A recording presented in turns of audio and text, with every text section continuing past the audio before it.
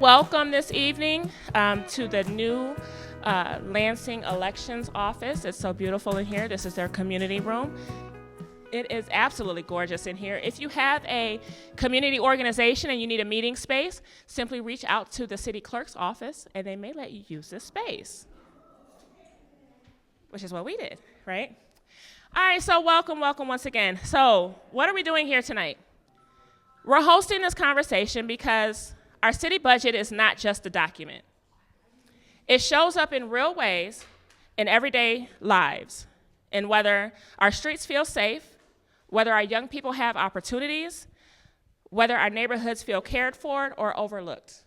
And too often, decisions can feel distant from the people that they impact. And we want to change that. Since coming into office in 2018, Mayor Shore has prioritized having community budget conversations as a way to directly hear from residents what his budget that is submitted to City Council should prioritize. Each conversation has been different, and there have been many updates to our city to reflect that. That's everything from prioritizing sustainability, prioritizing our parks, our public safety, and our roads. He takes these recommendations from residents and he makes sure that they are reflected in his budget. But this space is also about building trust. It's also about being transparent. It's about listening deeply. It's about making sure community voices are not just heard, but carried forward in action. We're here to share what's possible. We're also here to be honest about the challenges, and we're here to learn from you. So the choices that we make will reflect what matters the most, and that's to the people who call this city home. Your voices are helping to guide budget priorities, program planning, and future community engagement. And while we can't fund every request immediately, every suggestion shapes decisions and ensures the city budget reflects what matters most to the people who live here. And so I'd like to take a moment and introduce Mayor Shore as he welcomes you all and introduces everyone. All right. Well, thank you all for coming. Delisa stole most of my thunder. So we started this is my 9th year, going into my 9th year. We started this 8 years ago. When I came in as a rookie mayor, I had 3 months to do a budget, and it was pretty hectic. And we realized that we really didn't have an opportunity to take comment in a forum like this. We had done thousands and thousands of doors, and I had really had a chance to hear from people. But I wanted to do something more official. So when we went into our second budget the year later, we started doing community conversations. Council actually has a structure where they have the budget and they listen, they take public comment, they've got a few offsite. And I wanted to do that also, before the budget was presented. So that's why we started these. And Delisa's right. As we do these, we hear lots of different things, and we do try and incorporate what we hear as we present the budget. One year we hired some arborists, and we had heard quite a bit about trees and stumps and things like that. One year we hired more code compliance because we had heard about issues that needed code compliance, properties and trash and leaves and grass, things like that. Every year we hear about roads, and I expect we will again because that it continues to be an issue here and everywhere else. So the idea of these is we've got several of our department directors sitting up here at the table, and they're each going to talk a little bit about kind of their department and their issues and the things they have. I can honestly tell you that every one of these directors could give us millions of dollars worth of things that they could spend money on. But the other thing I heard at a lot of doors is, please don't raise our taxes. So we have to navigate. We have revenues, we have expenses, and we have to make sure that they balance. We have a fairly flat budget. Jake's going to go through this. So there's only so much we can do new. Certainly we're looking at what can we do with existing dollars. What are your thoughts? Are there things we're missing? We want to get every issue on the table. So our folks will talk about that. Again, you could ask them, and Brett could put new equipment in every park in the city, and it could cost $500,000, each one, and that would be our whole budget. Andy could fix every road in the city, and that would be more than our whole budget. And Crystal's here nodding because she's the finance person. She's like, we can't afford that. So, this is why we do this. We want to share the information with you, but we also want to hear from you and hear your thoughts. I do want to recognize we have 4 city council members here, so I appreciate that. good that it's 4 because if it was 5 or more, we'd have a quorum problem. So the council members did it just fine. We have our city council president sitting in the back, Peter Spatafor. We have our city council vice president, Trini Pelivanoglu, sitting to my left, your right, on the side over there. We have First Ward council member and now immediate past president, Ryan Cost. And we have freshman, but really not, councilwoman from the Second Ward, Deyanira Navarez Martinez. So we thank them all for being here. I will say, if you see me here on my iPad typing away, please don't think I'm texting or I'm literally taking notes. I will sit here and take notes on what you do, so that way when we talk about the budget, I can refer back to my notes. I know a lot of people do that. I've had people yell at me, you're not paying attention. I am. I really want to know what you all think and what you all want to hear. So that being said, we're going to kick it over to Jake. Jake is our budget director and our chief strategy officer. He's the guy who puts together the budget. He's the guy who gets the numbers from our finance director, like Crystal, and from our treasurer, like Christopher, and our assessor, who's not here today. He takes those numbers, he crunches them, puts them together, and we get projections on what we think we're going to have. And then we take that and we match it up against requests from department directors and information we get from residents, and we craft the budget based on priorities and the money we have, again, without raising taxes. So Jake, I'm going to let you, Delisa. Real quick, before we get started with Jake, on your tables you'll see black binders.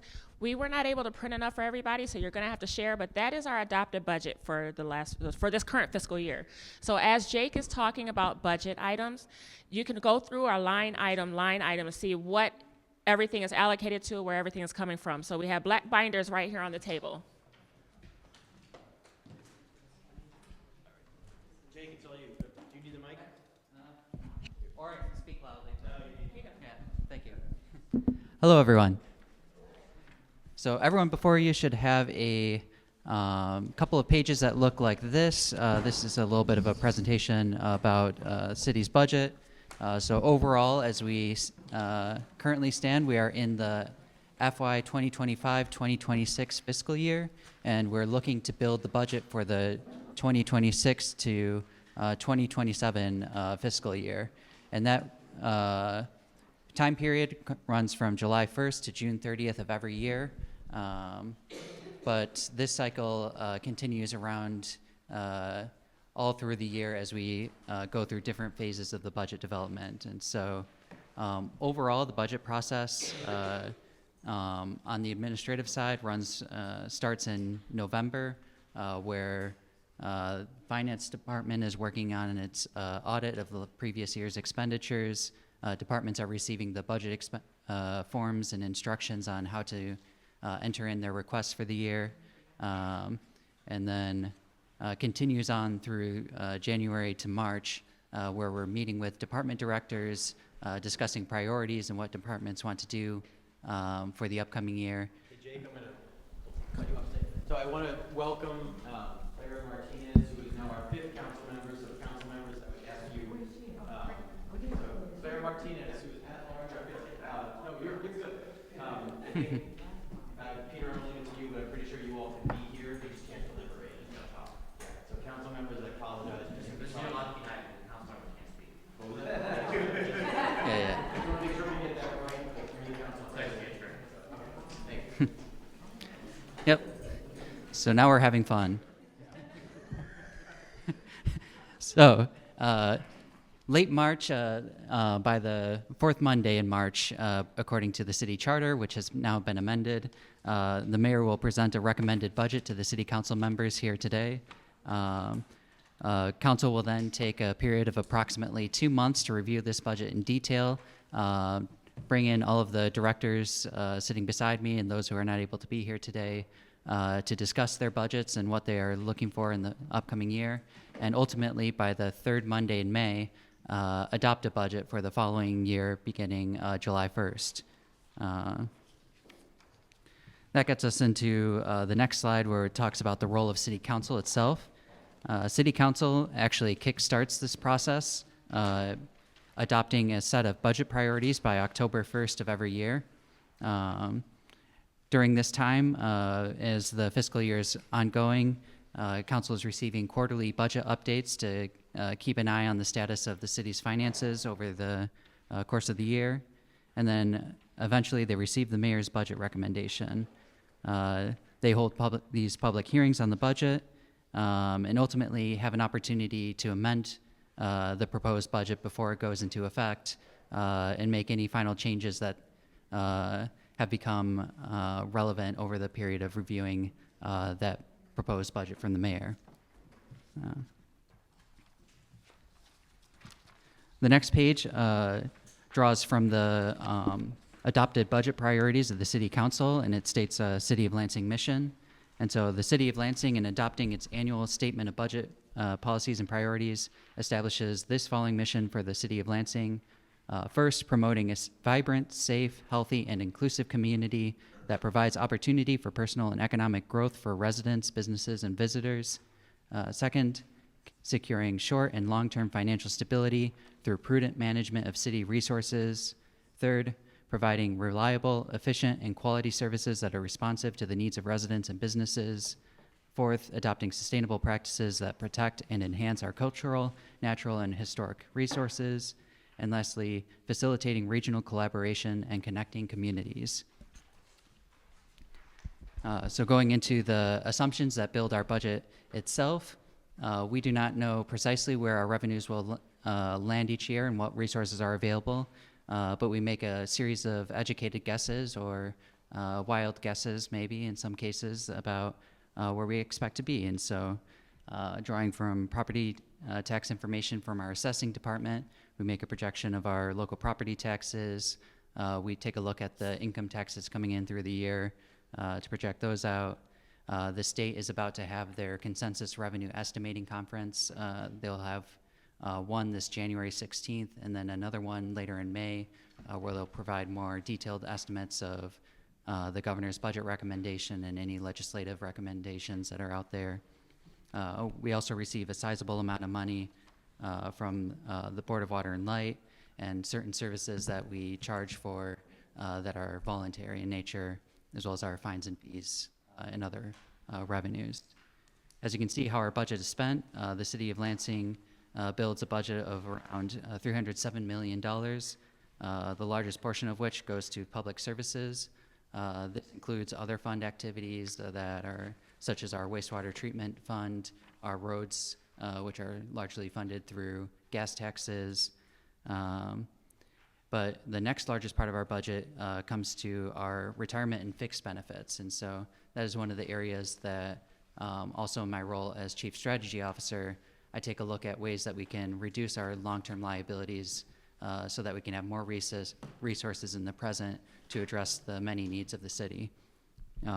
Beyond that, we have police and fire there to help keep residents safe, our community development to drive economic activity, well-being, and community, general government services that help the city run efficiently and effectively, as well as all the other recreational, IT, and equipment needs that keep the city going year to year.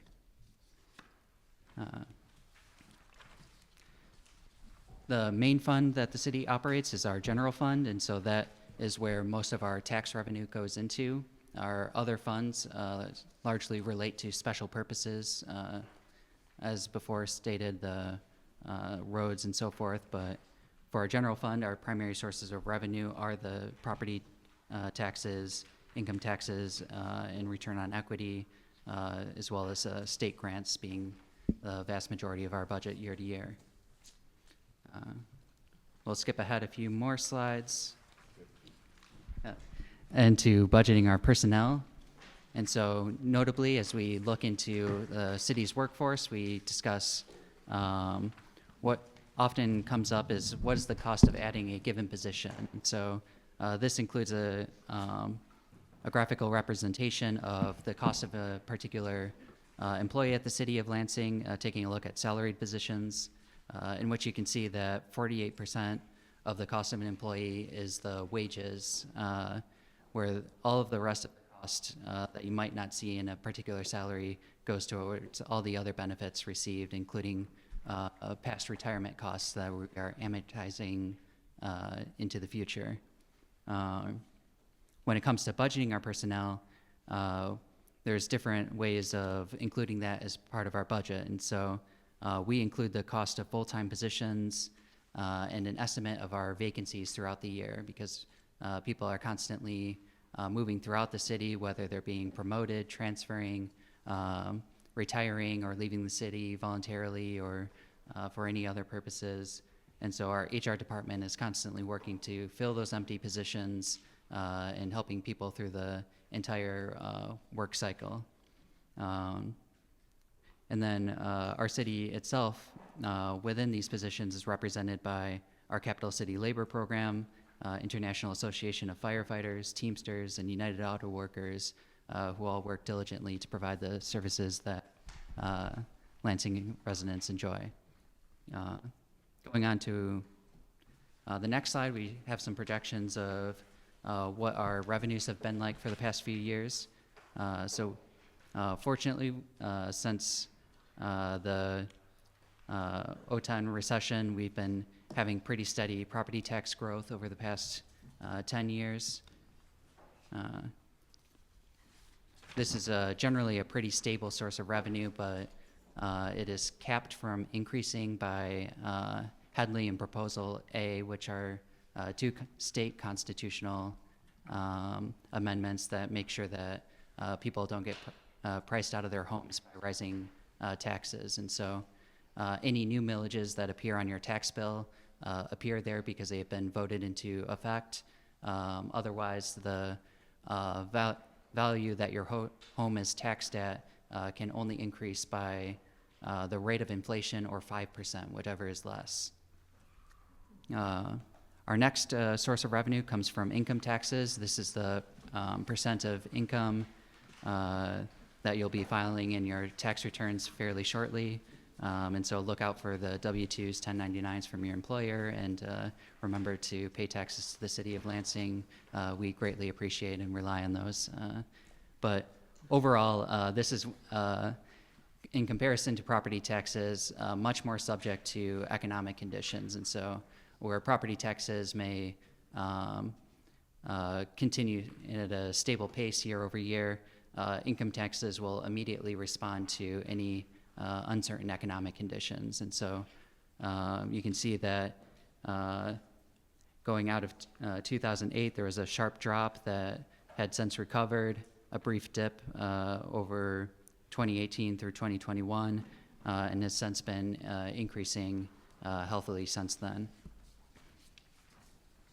The next slide shows our main source of revenue from the state being revenue sharing.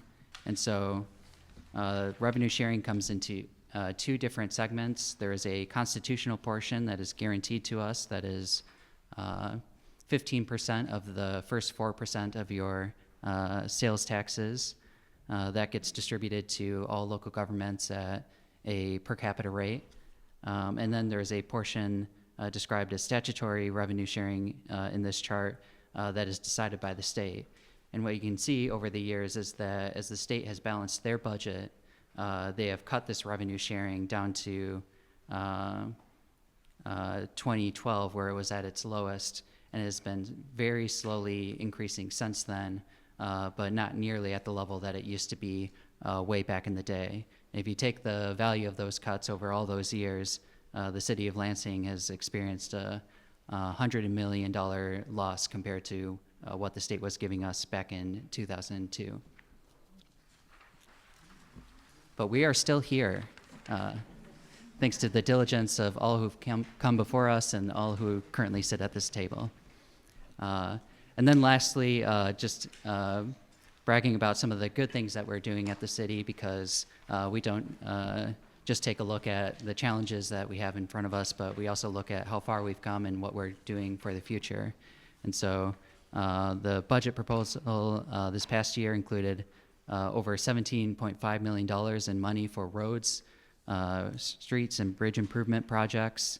Had $2 million in improvements to our city parks and recreation system, $490,000 for maintenance, signage, and construction costs within our parking system, $1 million for new sidewalk repairs and gap closures, $50,000 for mobile speed bumps for neighborhood streets, and $235,000 for replacement of fire and police department computers and computers from other departments. We are also investing in our downtown entertainment facilities operated by LUPFA, investments in city vehicles and fleet, as well as our investments in new city personnel that have joined the city.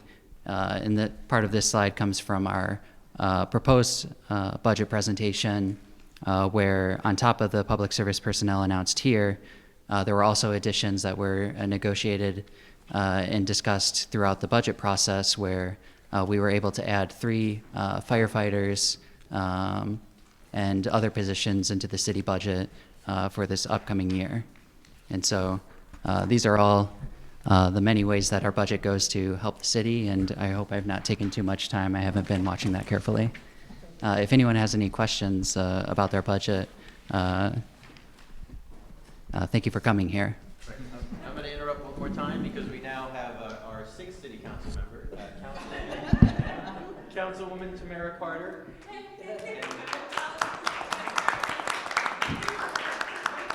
So both Tamara and Clara are at large.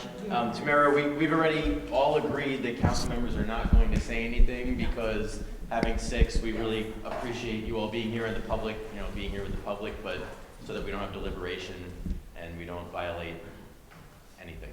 So thank you. Thank you all for being here. Right back at you. So exciting. Waiting to see which one will pop in next.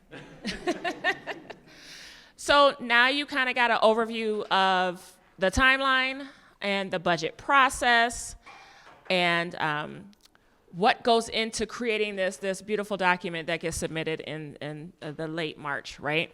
And so we're going to move forward and we'll talk with our department heads, and they're going to give you kind of their department priorities. After they get done speaking, then I'll tell you a little bit more about, again, what we're doing here tonight, and then it's time for us to hear from you.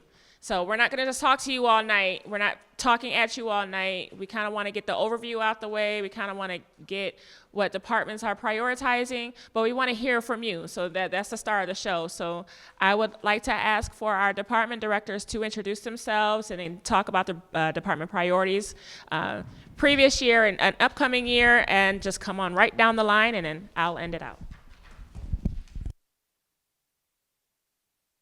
Ready on? Okay. Hi, my name is Crystal Thomas. I'm the finance director for the city. I was appointed in March of last year, so haven't quite been in the new role for a year yet. Still lots to learn, lots of things to do, but our mission for finance is basically to safeguard the city assets. And in addition to that, our mission is to focus on the long-term health of the city so that the services that we're providing to the city, we want to make sure that we have the resources for that. We do that a number of ways. Of course, there's budgeting, as Jake has already mentioned. We're also involved a lot heavily in forecasting to determine those revenues and expenditures and make sure that we have what we need to sustain the things that the city is doing for this services that the city is providing. The top priorities for the finance department, we're a pretty small operation. We have about maybe 14 people in the department that manages all of the finances for the city. And I just want to give a shout out to that team because we just recently had to go through our year-end close with a new system. And for those of you who know about new ERP systems, it's always rosy when we're having the conversation, but when it's time to actually go through the different tasks and reports, there's always things that pop up. It's not unique to the city because I'm from the state, so I retired from the state. It's the same scenario, but it's still a deep learning curve. So we were able to complete our year-end audit using the new system, which again is a robust system. It has a lot of features, but we just have to understand them and learn them and utilize those. So that's one of the things that we want to do for 2026 is to automate more of the tasks within that system so that we can have more timely information, because we need timely information in order to make the best decisions. The other thing is to work with some of our larger departments to help them with their month-end and quarter-end close, again, so that we can have that information more readily available for the citizens. And then finally, we want to develop written procedures so that we've done that recently with the P-card procedures, but we want to do that across the board so that as we work with our partners in Treasury, as we work with our partners in Human Resources, we can work more tandemly as a team and be more efficient. So those are the top priorities that we have for the Finance Department. Thank you. So my name is Chris Wright. I'm the city treasurer. So I was appointed in November, so less time than Cheryl for sure. But kind of getting on board and getting my feet under me here. So the role of the Treasury and the Income Tax Department is pretty simple. It's just to assure that the city has money to operate. So the two largest income streams for the General Revenue Fund are property tax and income tax, or between $90 and $100 million out of that budget that comes in. We can talk later, particularly if anybody gets into the weeds. We were talking about Headley and that, some specific limitations we have of how much we can collect and how little that can grow, frankly, create some pretty big limitations on the city. So our goal is to collect as efficiently and as much of what is owed as we can. So the big thing that's important for our department is when you make those payments. I don't think anybody is super thrilled about paying taxes in general. But when you do, it funds everything. There's $1 for effect of every dollar, rather, of you spent to us, and we try to put it in the best use of the city. So we have a lot of projects in the next year for our office, but most of them revolve around either customer service or efficiency. Two big ones being we want to continue to remove barriers for customers making payments, whether that's online or in person. And we want to increase our ability to interact with the whole city, whether that's language barriers or barriers getting downtown or whatever that may be. So we start trying to take projects in those directions to increase the customer service. So I think all of us are probably on the same page of this, but one of the big takeaways of this all and looking at the budget is, I hope you see that we're really trying to do a great deal with limited resources, the same as you are in your households. And our staffs really do provide tremendous value for the dollars that are spent into the city. So anyone who wishes to get in touch with me, I hope you find it very easy to. My office is in the first floor of City Hall. My phone numbers and emails readily available, and I'm happy to talk to anybody. So if you have any questions or suggestions or anything, please reach out. So for my piece anyway, to end it, we really do think the money that we collect in our office anyway is precious. It's a great honor and responsibility that we're entrusted with, so we hope that everybody recognizes that. So I'm Brett Kaczynski with the Lansing Parks and Recreation Department. Our mission is to preserve the parklands that we have.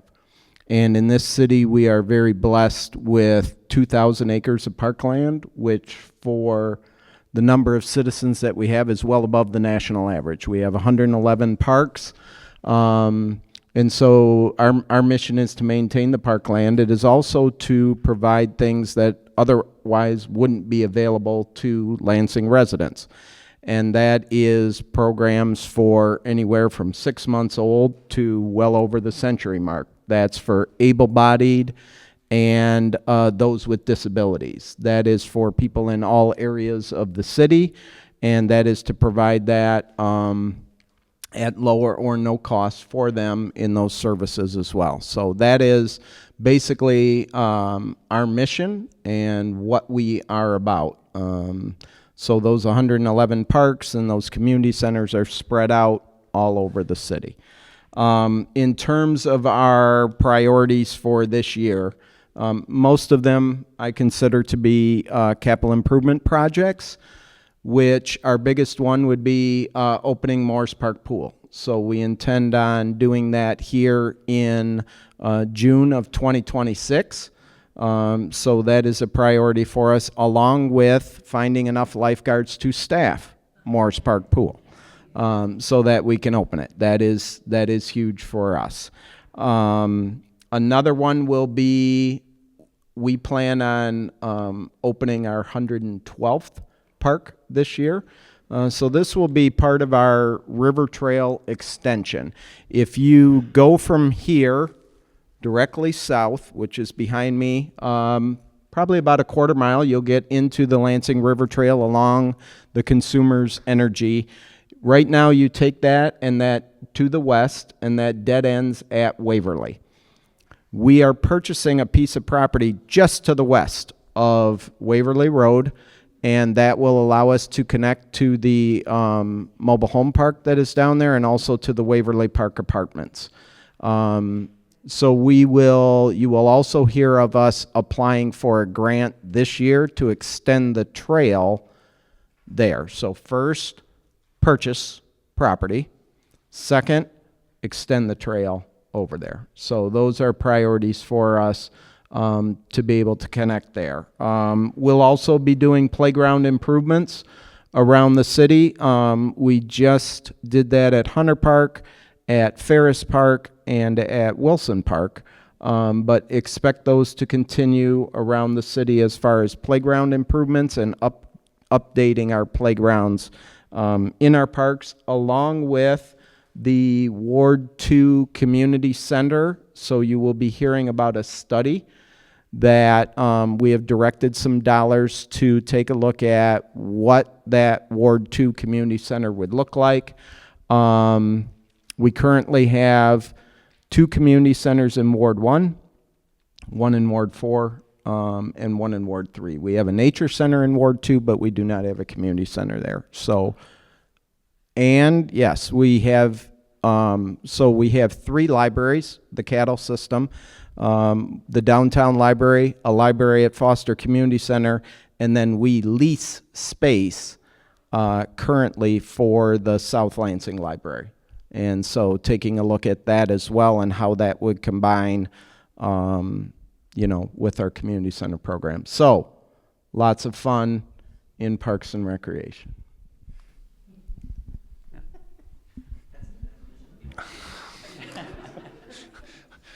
I don't know if I can go after that. Not a lots of fun in our department. So I'm Andy Kilpatrick, Director of Public Service for the city. And our department is pretty much tasked with the infrastructure that people think of the city. So it's our streets, sewers, sidewalks, everything else physically you see out there. Also the city buildings. Our department takes care of those, other than in the parking system. And then also all the city vehicles. We have a garage that maintains those. So that provides obviously service to folks in the community and internal. We also have trash, recycling, and yard waste. That's kind of another direct service that we provide to the residents. So I think probably budget-wise, we're the largest department in the city at over $100 million. Not the largest employee-wise, because we have like 220 or so full-time employees, but still a significant number of employees in the city. Our top priorities, and we'll see if we can achieve those. The mayor will make sure that I at least do my very best to increase the number of road projects that we're doing. We know our roads are in pretty poor shape, especially our neighborhood roads. The reason for that is the funding that we get about 117 or like 11, a little over $1,100 per mile on our major streets, like 300 or so per mile on our local streets. Our local streets, we have many more miles of local streets than major streets, but the funding really should almost be 50-50, and it's not. That's made up a little bit by the millage money that we get from all of you, but that's why you see that the condition of your neighborhood streets are not what they are on our major streets, and we're actually using money that comes for our major streets, and we're moving that over to our local streets. So we're essentially subsidizing our neighborhood streets with the money we're getting for the Pennsylvanias and Jollies and other big streets around here. But the good thing is, even though you might not like paying for it, we're going to get more gas tax money. So up to, over the next, I think it's 2-ish years, over $9 million. And since we're pretty much staffed up, the majority of that money will be going directly to projects. We will need some money to manage those projects, city staff, maybe some overtime for our staff, maybe some other outside assistance from engineering firms to run those projects, but the vast majority of those extra dollars will be going right into projects. So that's one priority. The other is we know that our sidewalks need some help. A lot of that is just age. We have over 600 miles of sidewalk in the city. A lot of it is because of trees. We love trees, but sometimes the trees don't like the sidewalks. And we have a lot of tripping hazards out there that we've been sort of patching in, cutting those tripping hazards, but we want to fix those permanently. So a lot of the extra money for the next couple of years, if we kind of move some money around, because the millage money can be used both on streets and sidewalks, would be to address a lot of those tripping hazards on sidewalks. And then we'll get into a situation where we'll be able to do more projects, sidewalk-specific projects, once we fix those tripping hazards. The other one, and this is kind of a mandate, is to continue our sewer separation project. For those that have been in the city for a long time, they know we've been at it since the 90s, and we still have another, 15 or so years until we're separated completely. It's painful if someone is in a neighborhood that is going on, but the thing is, you get new sewer, new sanitary sewer, new water main. Generally, Consumers Energy will come in and do the gas lines beforehand, and then all new road. Yes, trees are impacted. We know people love trees, but we sometimes have to take care of those as well. So those are our three priorities for the next year. It's pretty much trying to increase what we're doing and sustain on the sewer side, because that's a really expensive program at probably $30 to $40 million per year that we're spending on sewer separation and kind of ancillary costs there. Trying to follow kind of what Delisa said I should go over here. Community impact, I think you sort of know just by the services we provide what the impact is, especially if we don't provide the services. So the roads, yes, they're not in great shape. We're trying to improve those. And I think if we're doing better, which you can see, our condition of our roads is getting slightly better. We have graphs out there. It may not be super tangible, but our overall number, and we score them on a 1 to 10 range, and 10 is only if it's a brand new road. Anytime you repave it, it's still not a 10 because everything underneath is not new.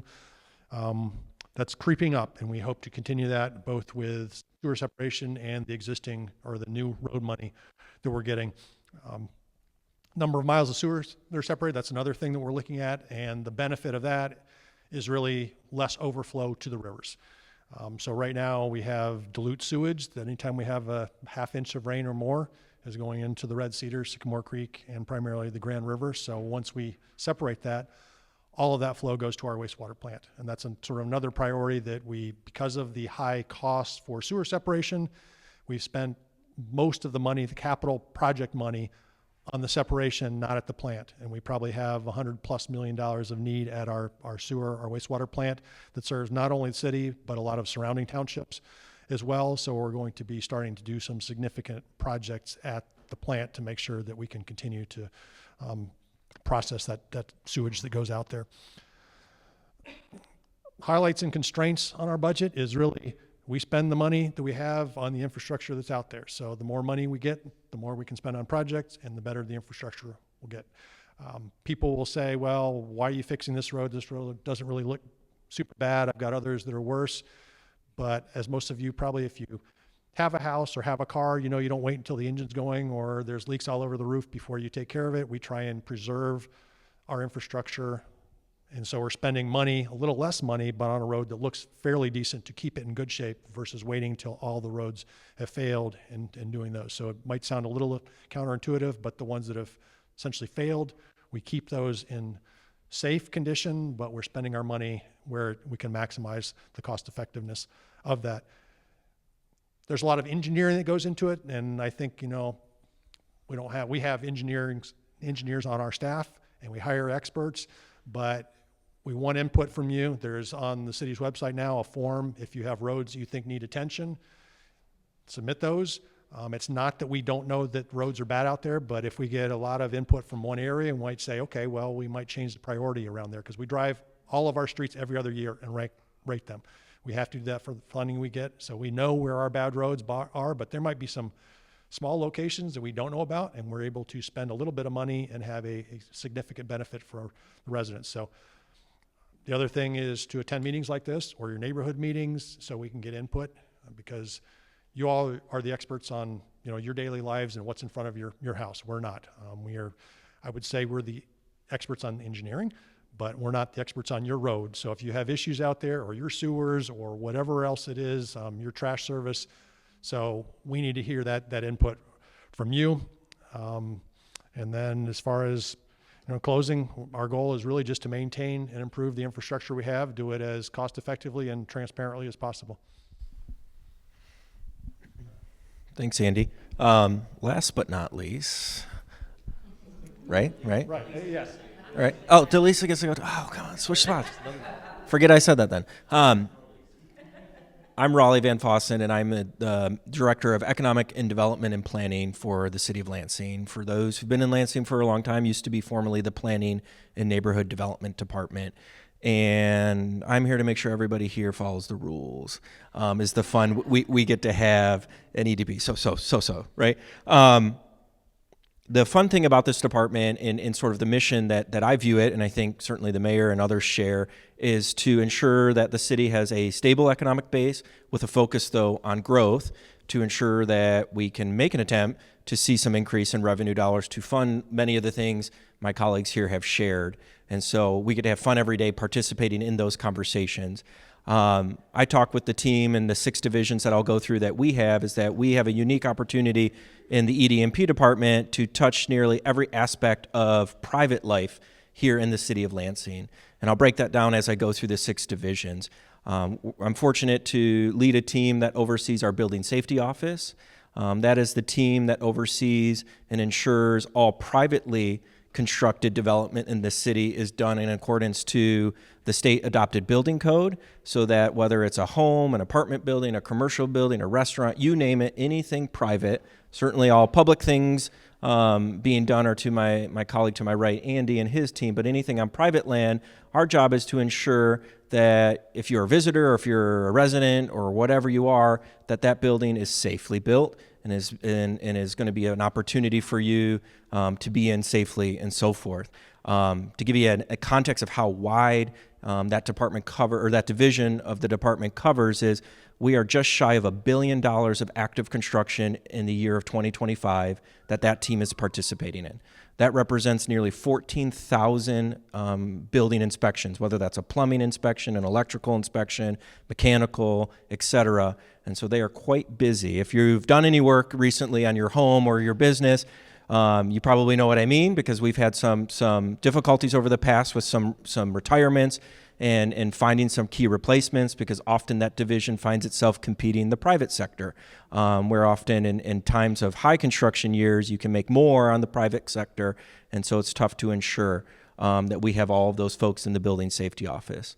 We also have the privilege to oversee our code enforcement team.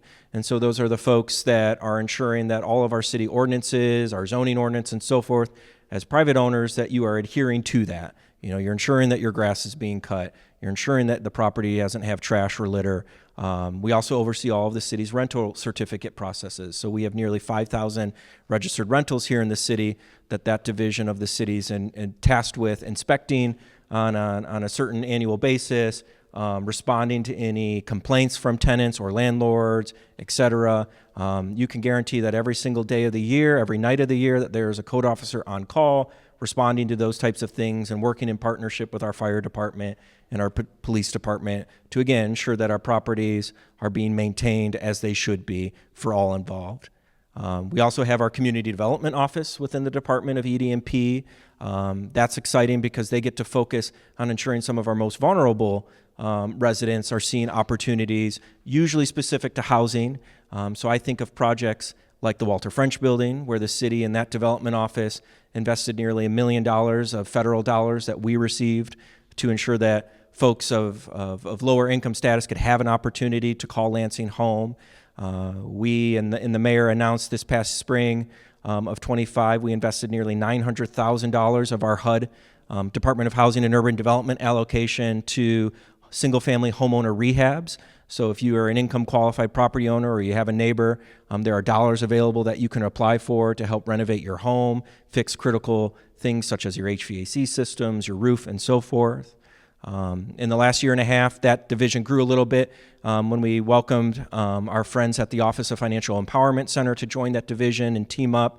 Those are folks who are offering free financial counseling to all City of Lansing residents, no matter your age, talk to you about the right banking practices, getting a budget on path. They also have a unique partnership with our Lansing school systems. We are one of the few in the nation that have a children's savings account. We call it the Lansing Save program. And so if you're if you have a family and you have kids who are in the Lansing school systems, by right, they are offered a savings account with Michigan State Federal Credit Union. We put dollars into that every year as a city. The mayor does an annual golf outing, among other fundraising efforts, to ensure that the city's contributing to that. But then again, we work with the parents, we work with families, work with certain community partners. The goal is that every graduating senior of a Lansing school is going to have at least $500 in that savings account. Proud to say that our first graduating class will be in May of 2027. And we're on a great path to be able to reach that goal to ensure that that graduating class will have that $500 in those accounts. We also have our planning and zoning office. That is a team responsible for our city's master plan, along with our city's zoning ordinance. So things like signs, things like why is code coming to tell you to mow your grass, because those are things in our zoning ordinance and so forth. A goal for them that you'll see us participating with the community here in the new year is to seek an update to our master plan. The last major update we had was in 2012. It's called the Design Lansing Plan. This is an opportunity for the community to come together and think about the next 10, 20, 50 years from a land use perspective. Every property in the city is zoned something, whether it's residential, downtown, industrial. So that's I would say keep an eye out for that opportunity. Certainly we'll be partnering with some other folks here with me, including our Department of Neighborhoods and so forth, to ensure that community plan has the right opportunity for everybody to have involvement. And then lastly, we have our parking services system falls under this the ED&P department as well. And that is folks who are ensuring that we have 3 parking ramps all in our downtown, the North Grand, the North Capitol, and the South Capitol, ensuring that those assets are protected and serving our downtown base and other visitors. We also enforce and oversee any street parking that you see. We don't control the streets, that'd be Andy. But once the administration and council say that that's a parking spot, then we take over, ensuring that folks are either paying or they're staying within the right time frame. Things to look forward from the parking services is folks may be aware, if not, we did a parking study about 2 years ago, and so I'm excited to be working with council this coming year to see some of those recommendations from the study finally come to light for council input. Obviously, anything that goes to council from the administration automatically ensures that there's going to be community opportunity as well, and so forth, to see that we're offering the right decisions that make the most sense. I'll end because today when I was meeting with our parking manager, he had a quote in his office that I thought was very telling in terms of where parking can be involved. And parking is almost one of the first things visitors of our town experience, and is also one of the last things visitors of our town experience, because they come and they park, right? And so it's a unique spot for the city to ensure that we're creating a welcoming environment, certainly even within our parking ramps and our street parking. Lastly, ways to be involved with ED&P, because I truly believe it covers quite a bit here in the city in terms of day-to-day. Sometimes the divisions work together and it makes sense. Many a times they're in their own niche area. But we're proud to have an opportunity to serve and staff a variety of boards and commissions. We oversee our Planning Commission. We oversee our Historic District Commission. We're going to see some exciting work both from the HDC level as well as certain council member input to ensure that we're protecting and preserving some of our historical assets moving forward. Fun fact, we only have one designated historic district in the entire city, and that's the Cherry Hill neighborhood. We'll be looking and thinking about over the next year if there's other areas of towns that deserve that same attention, as well as some specific sites as well. We also oversee our Board of Zoning Appeals. And so if you happen to have a zoning violation, or you're perhaps trying to build something in the city that doesn't quite meet our current zoning, you certainly can ask for a variance, and that would go before that body. And then we have the opportunity to staff and support the administration as a liaison to the Lansing Entertainment Performing Facilities folks. So that's LEPFA, that's our Lansing Center, that's the Jackson Field, as well as Groesbeck Golf Course. We serve as the liaison for the mayor's office to the county land bank. And then we serve a liaison for the mayor's office to our local EDC, Economic Development Corporation. That would be our Brownfield Authority and so forth. So quite busy times over at ED&P, but very exciting in all of what we get to touch. Wow, Raleigh, I feel like I don't really do enough. You've got 18 departments and divisions, and it's just me and my little neighborhoods, and we do a little bit. She's laughing, she knows. I've got to stand up and talk, right? So feel free to stand up and stretch. I mean, we're talking money, we're talking budget, it's not really the funnest, right? So as I get to talking about what my department does and our missions and everything, Lucy's going to come around. If you are not comfortable public speaking and you want us to ask your question for you, feel free to raise your card up in the air. She'll grab your card. We will read your question for you. If you are comfortable public speaking and you have no problem utilizing your voice and bringing it to the table, I do ask that you keep it on topic, right? It is so tempting to ask, Brett, when are you going to add 5 more parks? Brett, what are you going to do about the problem on the river trail that I've been calling your office about 20 times a day? It is so tempting to do that. I promise you the last 30 minutes of this whole night, you'll be able to pull them aside and ask them any questions you want.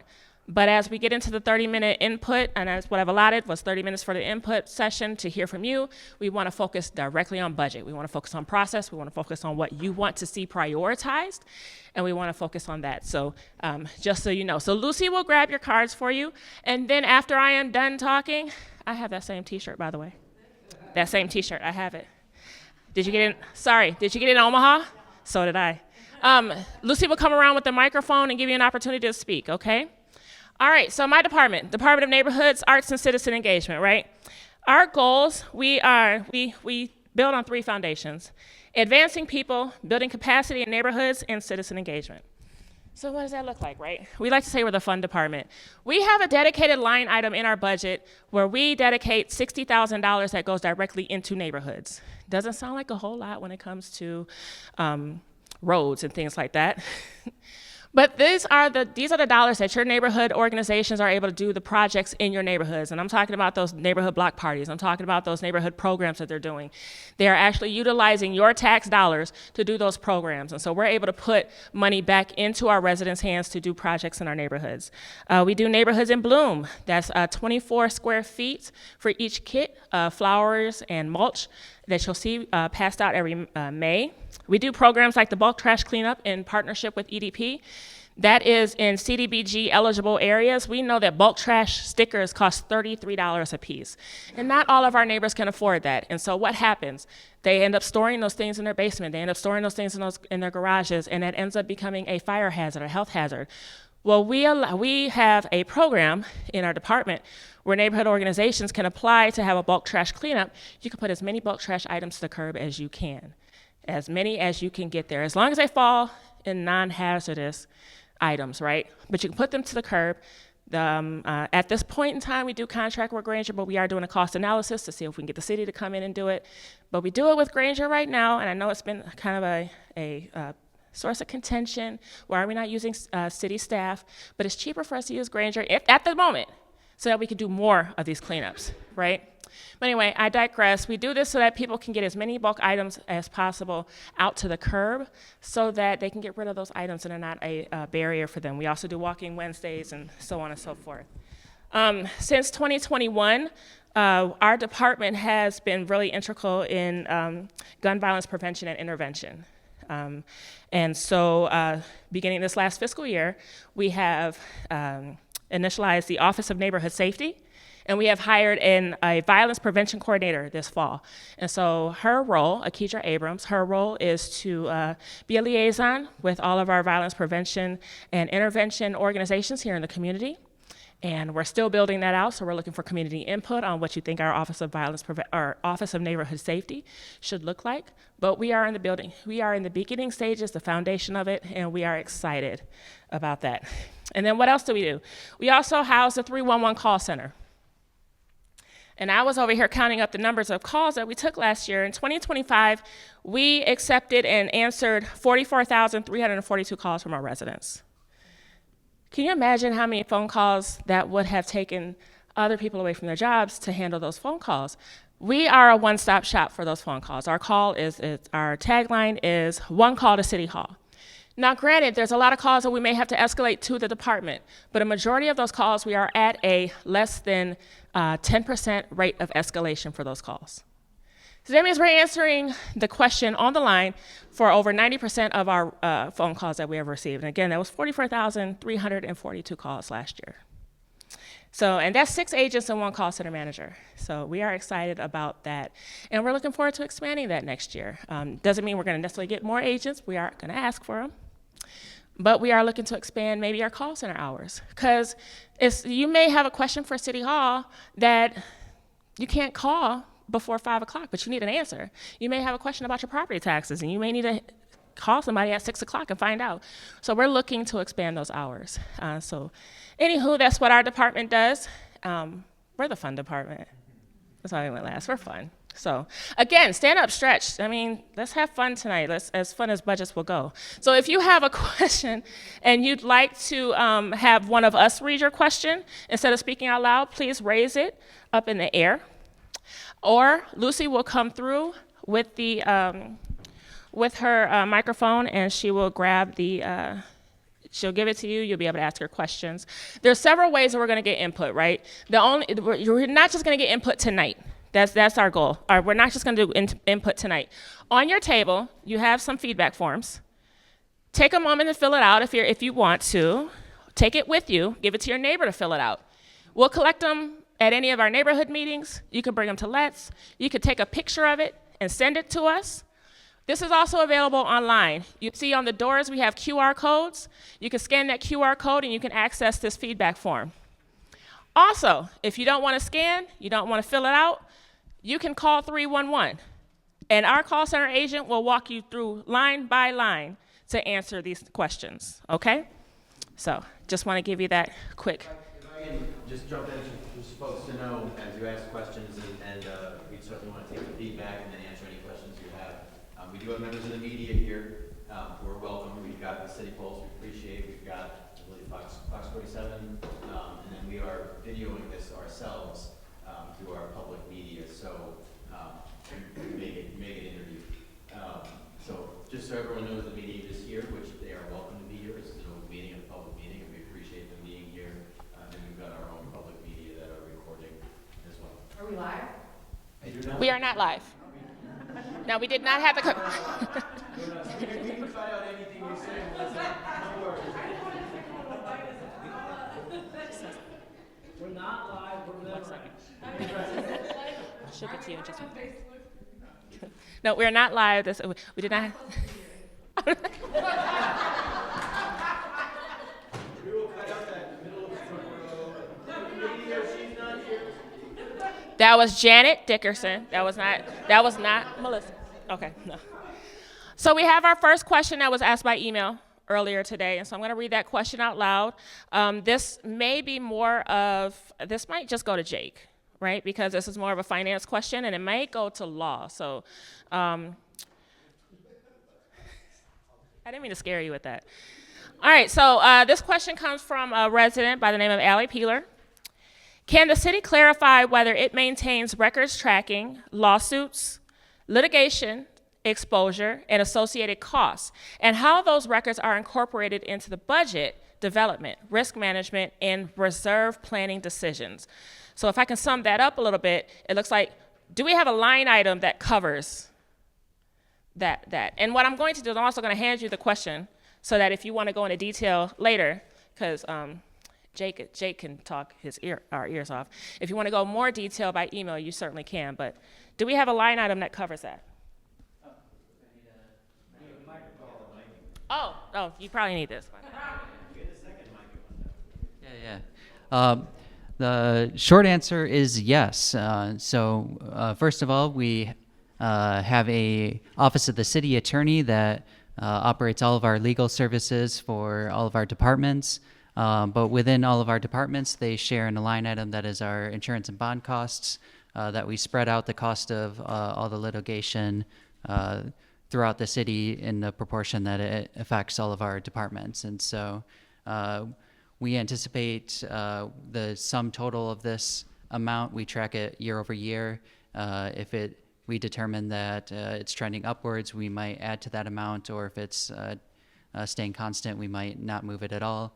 But more or less, as far as it comes to the specific records of all these exciting items, that is tracked probably much more closely by our law department, not in the amount itself, but what is all the fine details that goes into it. And so, and records retention, that would be our clerk's department, the home that we're sitting in right now. Yeah, excellent. Yeah.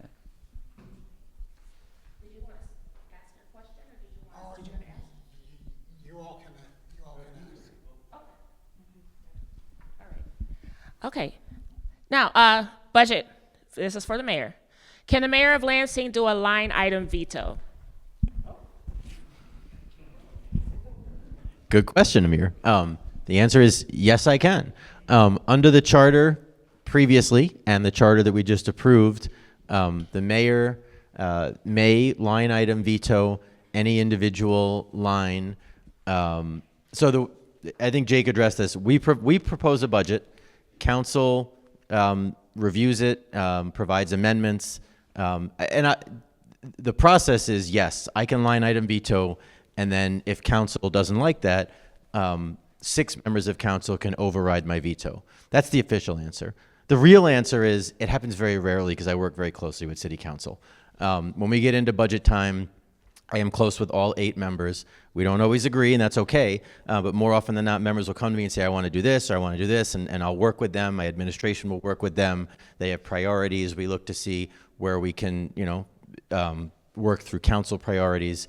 So I'd say 90% of the time, council has something and we work with them to get it done, or they have identified, I want to move money from here to here.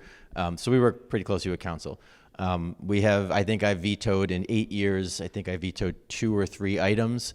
One, because it put us under the minimum amount. We have to have a 12% reserve, and there was an amendment that put us under. One, for a cut that I didn't agree with, and they overrode me, and it happened, and that's okay. That's the process. And then there was one in my first or second year, which dealt with a parks item, which we disagreed on. But again, I think 3 times in 8 years, in 8 very big, budgets, it's very rare. But yes, the answer is the mayor in Lansing, under charter, has a veto, line item veto ability, and then again, council can override with a 2/3 vote. Thank you, Mr. Mayor. Thank you. Delisa, Lucy.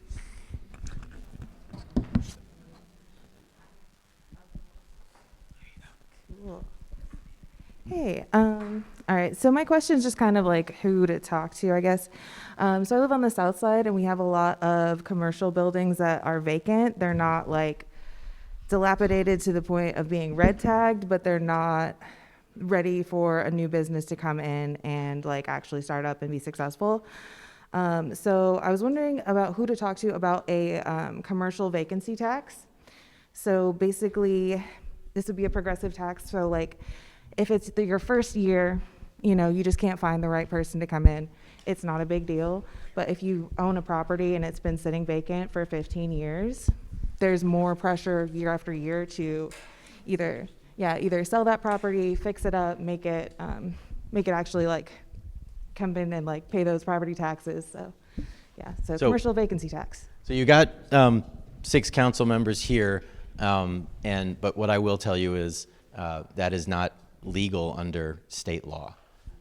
When I was in the legislature, what feels like 100 years ago, I proposed something like that, changing the law to allow basically like a vacant property, or if you have an underutilized property for a certain number of years, you could tax it based on the land value. So it was a land value tax, which again prevented buildings from being vacant. It didn't prevent them. Somebody would just have to pay the tax, or it was more of an incentive to sell it.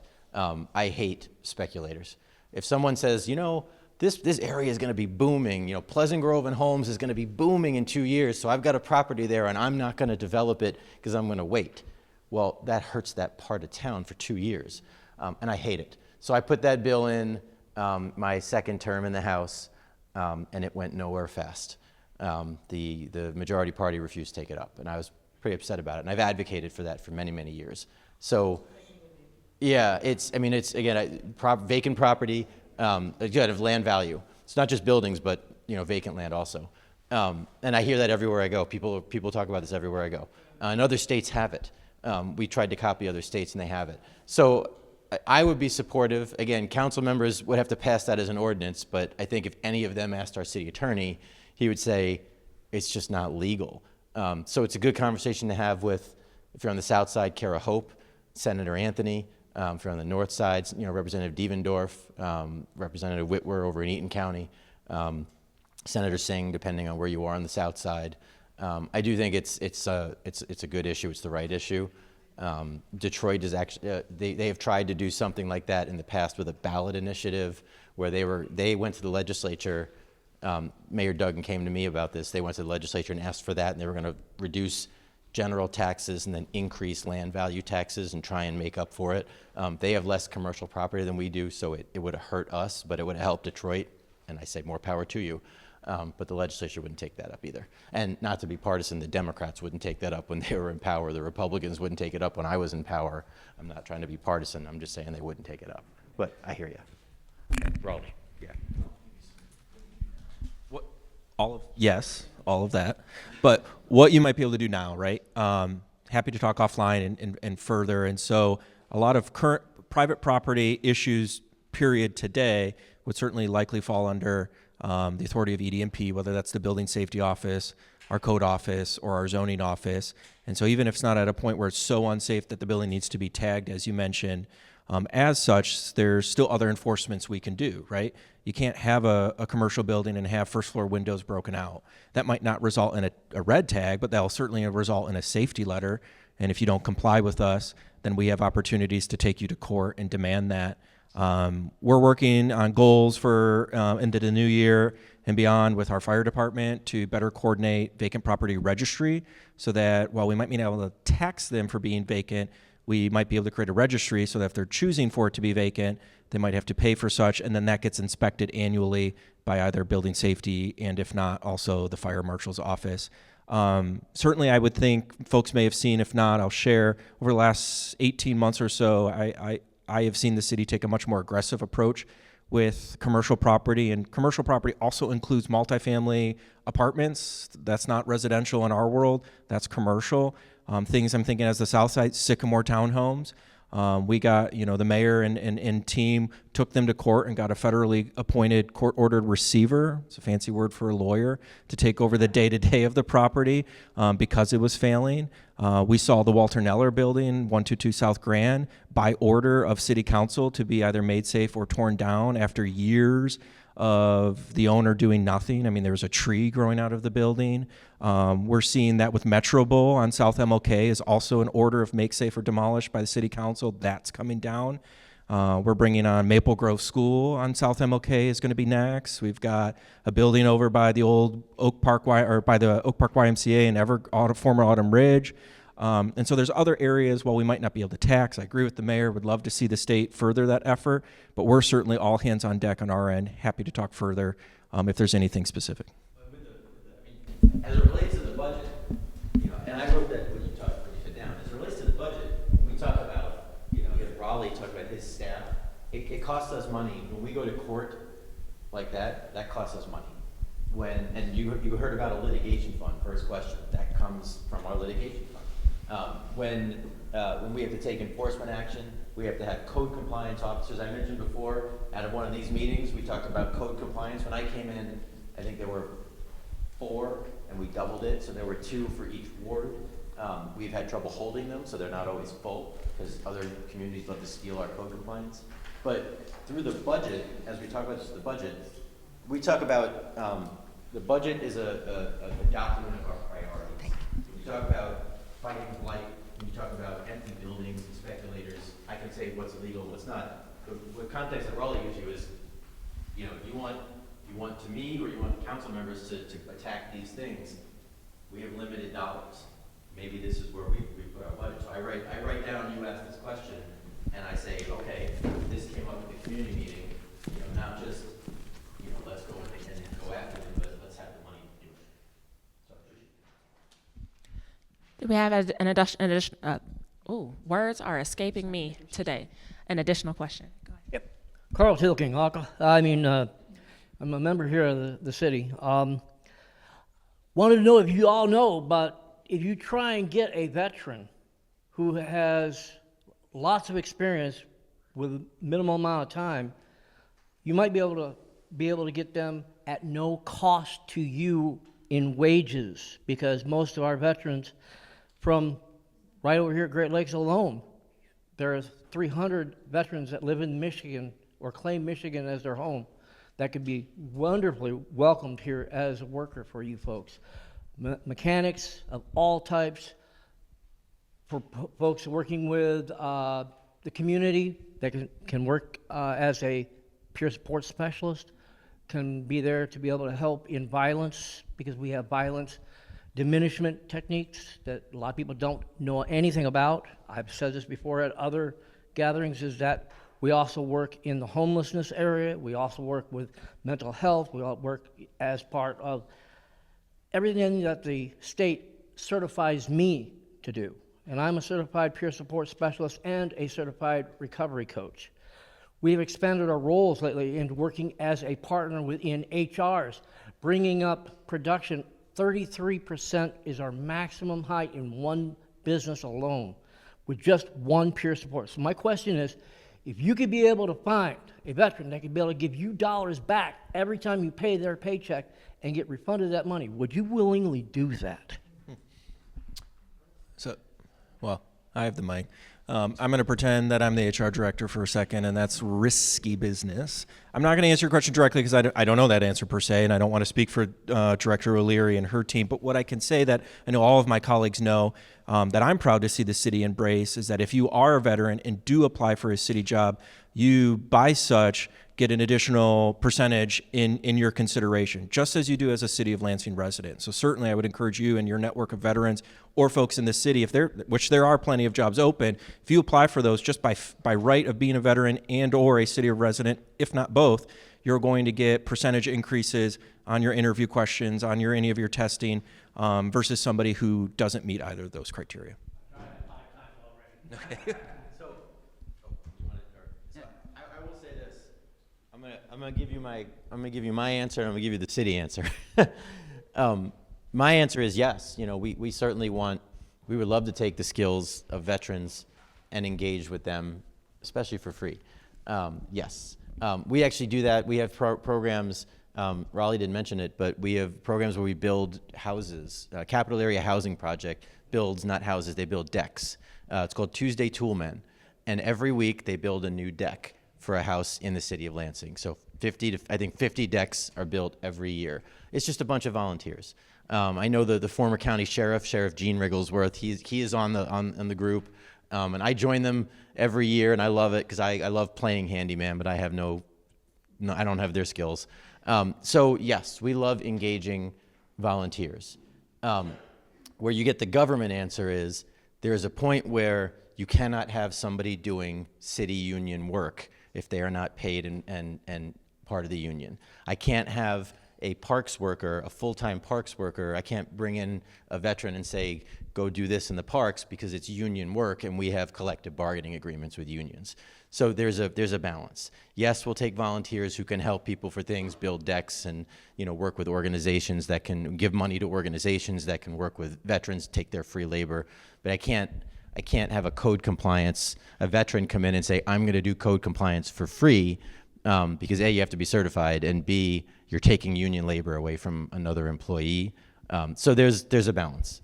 We have that already handled with being signed up into the unions automatically when you come out of service. Yeah.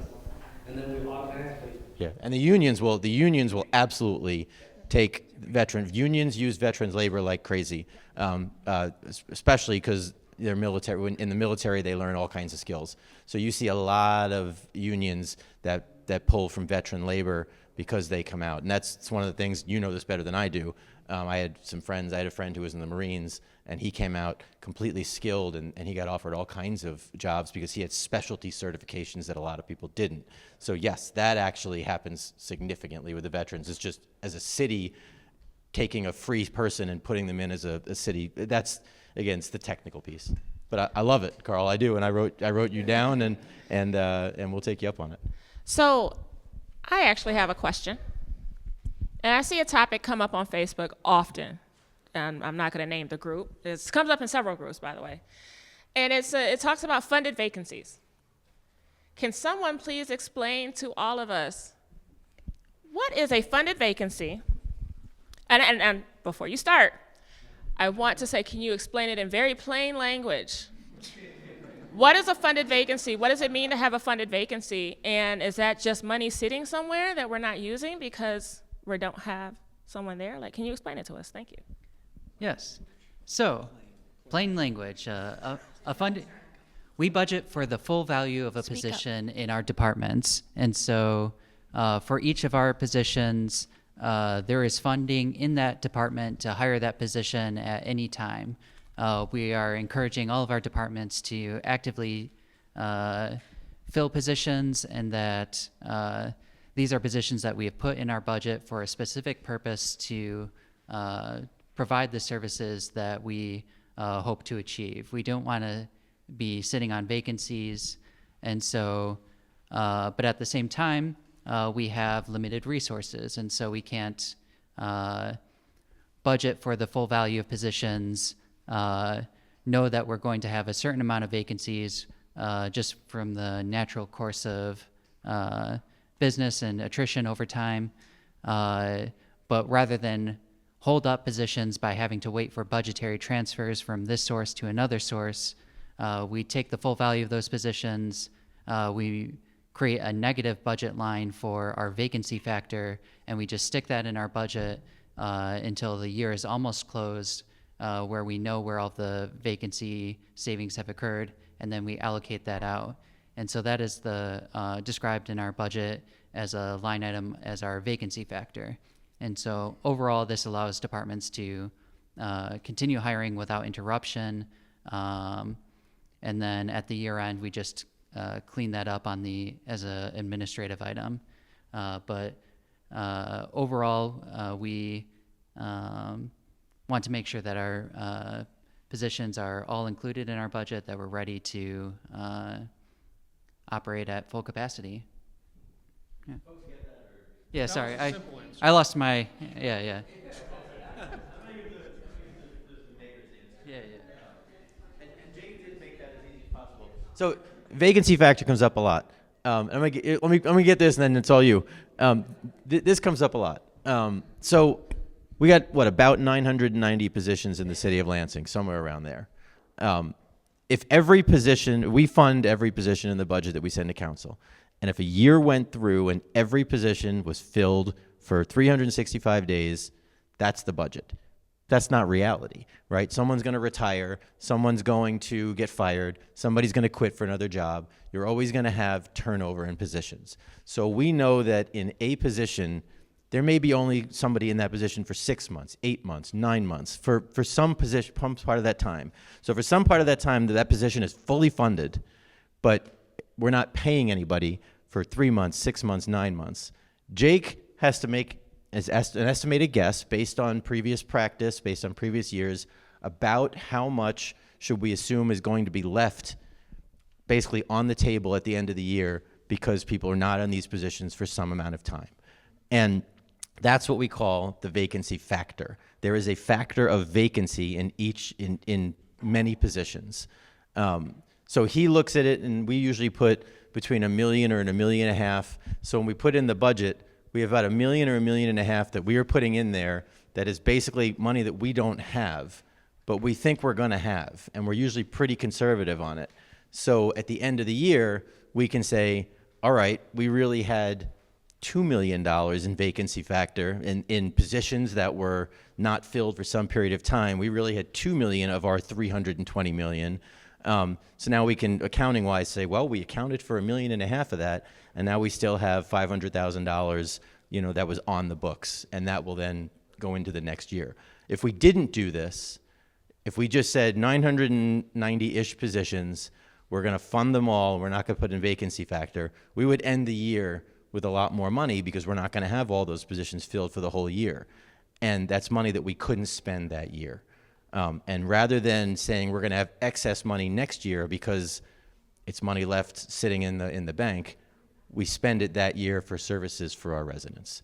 So that's the vacancy factor. Again, I'm not going to get into the campaign and claims, but people say Andy Shores is purposely not filling positions. That is just not true. That is just not true. We want every position filled. Filling a position sometimes is challenging because we have to do, every time a position opens up, we have to do a study of that position to make sure that the things that we list in the job description are actually matching that job. Sometimes you all do this, right? You all work and you're doing a job and suddenly your boss says, do this also, do this also, do this also. And by the time you leave that job is now doing 6 other things that it did not expect in the beginning. When we turn over a job, we have to look at the job description and make sure that job is still the same. And if it's not, we have to reevaluate it for salary, for all these things, and that takes time. We have a company called Fiscal that we pay to do this, and that takes time. So that position may be open for 3 months, 6 months, we don't know, as we're trying to fill it. And this is, if our HR director were here, she could tell you that in better language than I can. But we don't leave positions purposely open unless we're doing a reorg, in which case we're gonna get rid of this and get rid of this, and we're gonna create this and we're gonna create this. We work with the unions to do that. So unless there's a reorg, we don't just leave positions open. They will have, some positions will be open for some period of time because of normal course of life. So I don't know if that answers the question. Yeah, please, Crystal. So I'll do from the HR and the finance perspective, and I think Mayor did a good job of simplifying the answer. It takes time to hire. So the longer it takes to post, to interview, to make the offer, did the first candidate accept? Did they accept and change their mind? Now we've got to go to the next one. I mean, there's a process.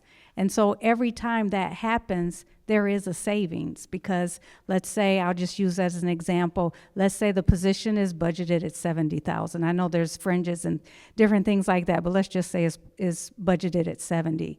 Well, that's a full year. But if you're now maybe a quarter into the year, then you have those savings because it took a little longer for reasons that are a lot of times out of HR's control. People leaving one position, going to another. Now you have a vacancy here. They filled the position there. You got to start what Mayor was saying, the SOSH programs, the process, you have to start that all over again. So from the HR side of it, from the budgeting side of it, it takes the time, and the time that it takes actually results in some savings for the city. So hopefully that helps. Great. Now we have 2 questions in the back. So we've got this gentleman, then this young lady here, and then this young lady there. All right. Good evening, everyone. My name is Terry Frazier, and my question is kind of for Jake. It's on the same spectrum of the employment piece. It's about the income tax credit, or the income tax revenue piece. So you're predicting or forecasting out what the income tax is going to be. If we have extra or more income comes in, what do we do with that funding, or where does that funding go within the general budget pieces? Yes, so there's 2 aspects of this. So first, if we identify during the course of a fiscal year that we expect to receive more revenue from income taxes above what we budgeted, we can either use that to grow our reserves by just dedicating it to our fund balance to be more financially secure in future years, or if we have a purpose that we can use those dollars for, we can appropriate it to another purpose in the current fiscal year at any point in the year. So we can either use those dollars or set it aside, or make up for shortfalls in other revenue sources. To reappropriate, we do what's called a budget amendment, and a budget amendment. A budget passes we send to council, they pass it with votes. To do a budget amendment, which is changing a budget mid-year, folks in council. It's a special thing, so if you think that there's money coming, generally you put it into the reserves, but again, if we have a purpose or we see that the money is higher, Jake does quarterly budget presentations to city council, and you know, if council says, hey, there's more money coming in and we'd like to see it appropriated, we can have that conversation. Only I can propose a budget amendment under the charter, but again, I get a lot of times where council members will come and say, hey, you know, we could use more firefighters, or we could use whatever, you know, we want to put more money in the neighborhoods, we want whatever, and if there's money identified, they come to me, I'm usually generally willing to work with our council to provide that budget amendment if it makes sense. Thank you. Appreciate it, Jake. Thank you. I'm sorry, I forgot to go back to you. I'm sorry, that's on me. My apologies. No, but you know, in the translation and everything, before, you know, I asked my question. Thank you, sorry about that. We're making sure Lucy gets her steps in. Next question has to come way over here. Thank you. As Andy Kilpatrick knows, I was one of the big supporters for the universal trash issue last year. So come after me for it, that's okay. It didn't go through, and I think a lot of it had to do with not enough information that went out to folks. This would have eliminated at least 3 to 4 trucks going through our neighborhoods. I wonder, are we going to be able to bring this back? So that's a political question on, you know, whether it's something that council or the mayor wants to bring back. From the department standpoint, we're continuing to evaluate our trash service, make sure that we're able to provide high quality service, and also at a cost that we're covering all of our costs. We're this year sort of changing how we're doing our buildings, and we'll have a rental charge. So we want to make sure that we're covering all the costs from our O&M building, that the portion of that that would go to the fund that's trash, and the employees that would provide that administrative support. So we're operating it like a business. Then we can look at kind of if we're able to expand or how we might be able to split that out. And then ultimately that would be a decision either the mayor would put forward something else or council would be able to put that forward. For those who don't remember, and I think many do, so the proposal that Councilman Cost put in, if you were here, I would let him speak. He needed to leave early, so and I do appreciate him coming. It would have basically required that there's universal trash, that everybody has to pay for trash. The systems that we have in the area, we are the only community in the area that does it both ways, that has community trash and private trash. East Lansing, it is all city of East Lansing. Granger and Waste Management, they're not allowed. It's only East Lansing. When you look at most of our townships that surround us, they don't do township trash. Granger or Waste Management or 1 or 2 others, they do all of it, and it's kind of a free-for-all. We're the only ones who do both, and that's just how it's developed over years, and it's the least efficient way to do it. You know, the study that Andy's team brought forward said, you know, it's best to either do all of it or do none of it, because when you do all of it, you know, when you do all of it or none of it, as Nancy said, you only have basically 1 truck running through the city. So if I have 1 truck coming down my road, that's less pollution in the environment. It's less breaking up the roads with potholes because these are heavy trucks. So in the ideal, it got put in. It was a study. You know, we looked at efficiency. We heard from thousands of people who were very upset about the proposal. We got it. Council members got it. You know, Granger did a really good job of engaging their people and saying, if you like our service, then tell council members. And I see them head nodding because we got it, they got it.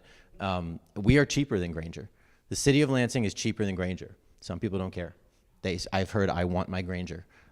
So I think that was a case in my mind of council members and me, but you know, council members listening to what they heard from the public. And again, I'm not allowed to let council members address it, but any of them, talk to any council member afterward and they will tell you, you know, what they went through, because it was a lot. I do think there's a solution there, Nancy, I do. And we're gonna meet with the Grangers to talk about that. Is there, We don't even get the choice with our recycle. I mean. right, that's right. Recycle is picked up by the city. It's That's not right. picked up by Granger. That's right. We don't get that choice. That's right. That's right. If we were to start now, we would start with one or the other. But it's the evolution, right? The evolution is the recycling is on your taxes, and that was done when it was allowed. Trash is by bill. We would love to put trash on taxes, but you can only do that with universal because that way, it's one centralized payment. Again, the system stinks. It's just the evolution of where we're at, and in trying to go to, for me, what governmentally is the best was not what the citizens, what a vast majority of the citizens told our council members and told my office. So again, I think there's a middle ground somewhere where we can talk to Granger and we can figure out, is there a way we can partner with them? They felt like they were under attack and that we were trying to throw them out. So I think there's a way, and we're going to have that conversation. We're going to sit with the Granger family and see, is there a way we can collaborate? You do parts of the city, we do parts of the city. Again, reduce the number of trucks, reduce the number of potholes, reduce the air pollution, reduce the employee injuries, things like that. But again, I think it's going to have to be a lot more collaborative, and it can't just be us passing an ordinance. But we're going to talk to them and see where we can get, administratively. And then again, I'm supportive of council involvement and the ordinance, but we just have to do it differently. And I think it was, like you said, it was a communication issue. We have 2 more questions, and then we're going to wrap up, and Brett's actually going to close us out. Name is Mike Mercer. I was at a council toward the end of last year when Granger went over to my Aunt Debbie's, and my Aunt Debbie told on television that she wants to remain with Granger. She's not gonna go to City of Lansing, who you guys are wanting to get, and she's got lots of friends, and I got all my family who live in Lansing who also have the Granger, and you guys can't take the rights and tell us who we're gonna now have, and with it, you just, you want to, go for it. You can have who you want to have, but don't tell these other people in Lansing who they're gonna have. It's not right you telling us and bossing us around, and they own the property, they pay the taxes on that piece of land. You worry about your own piece of land, and they'll, stay with who they have. And I don't think it's right you guys are gonna switch over what you're trying to do unless you put it on the ballot and let the people make the decision. You not make that decision. It's up to the people of the city of Lansing, like, my Aunt Debbie told me. Thank you for that, sir. And then Miss Paula. Good evening. Okay, so I live in the 4th Ward, around the corner from where the new police station is being built at this present time. Lots of construction. Last March, I got a pink postcard, like the one laying on the table, but it was pink, asking about Kensington Road, going from 2-side parking to 1-side parking. So we all filled out the pink postcard and sent it back, and it was decided that we was gonna park on one side of the street. That was last March. I'm still waiting and wondering when those signs might be coming. And the other concern that I was told to bring to your attention, Mr. Kilpatrick, this evening was that we who live on Kensington, Strathmore, we're going to have an increase in traffic, as you well know, with those new infrastructures coming around the corner from us. What great dust, what great noise. But we really would like for those no parking signs to be placed before the end of the year, because it's almost a year that we filled out the pink postcards. Thank you for looking into that for us. Okay, we will. Yeah, I'm not sure on the status of that.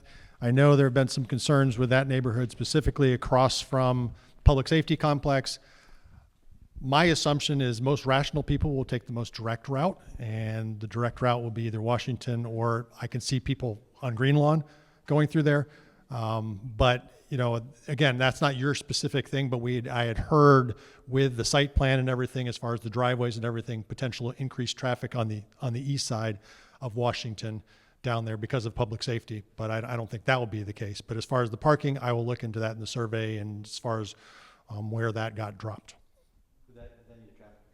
it will need a traffic controller, a permanent one, which will go to council, but, With our public safety board to figure out where it's at. But that's what was told to me by one of the council people that it was to go to the city council, they were gonna take a vote on it. So, you know, me, I got followed up.